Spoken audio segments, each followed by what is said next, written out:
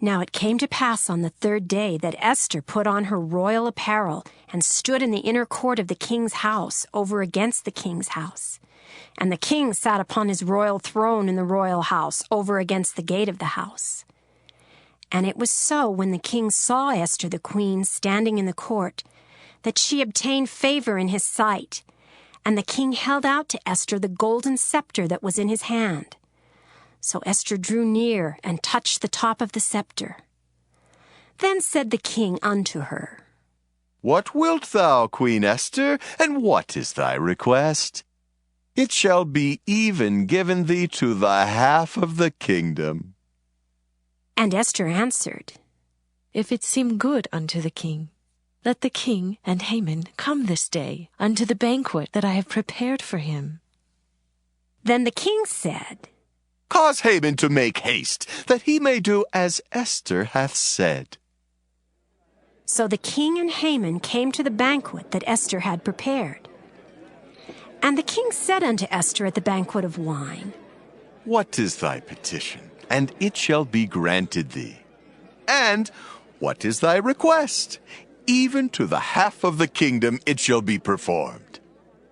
Then answered Esther and said, My petition and my request is, if I have found favor in the sight of the king, and if it please the king to grant my petition and to perform my request, let the king and Haman come to the banquet that I shall prepare for them, and I will do tomorrow as the king hath said.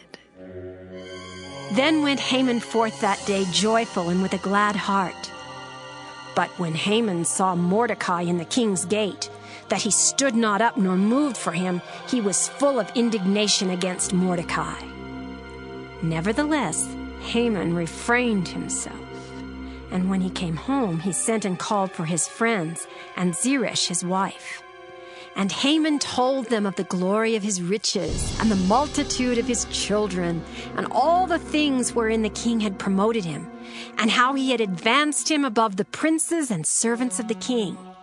Haman said, moreover, Yea, Esther the queen did let no man come in with the king unto the banquet that she had prepared, but myself. And tomorrow am I invited unto her also with the king.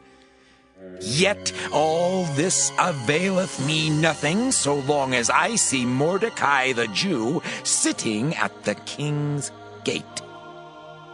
Then said Zeresh his wife and all his friends unto him, Let a gallows be made of 50 cubits high, and tomorrow speak thou unto the king, that Mordecai may be hanged thereon.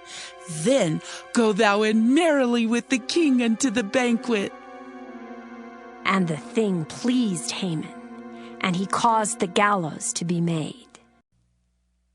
On that night could not the king sleep, and he commanded to bring the book of records of the Chronicles, and they were read before the king. And it was found written that Mordecai had told of Bigthana and Teresh, two of the king's chamberlains, the keepers of the door, who sought to lay hand on the king Ahasuerus. And the king said, What honor and dignity hath been done to Mordecai for this? Then said the king's servants that ministered unto him, There is nothing done for him. And the king said, Who is in the court? Now Haman was come into the outward court of the king's house to speak unto the king to hang Mordecai on the gallows that he had prepared for him. And the king's servant said unto him, Behold, Haman standeth in the court. And the king said, Let him come in. So Haman came in, and the king said unto him, What shall be done unto the man whom the king delighteth to honor?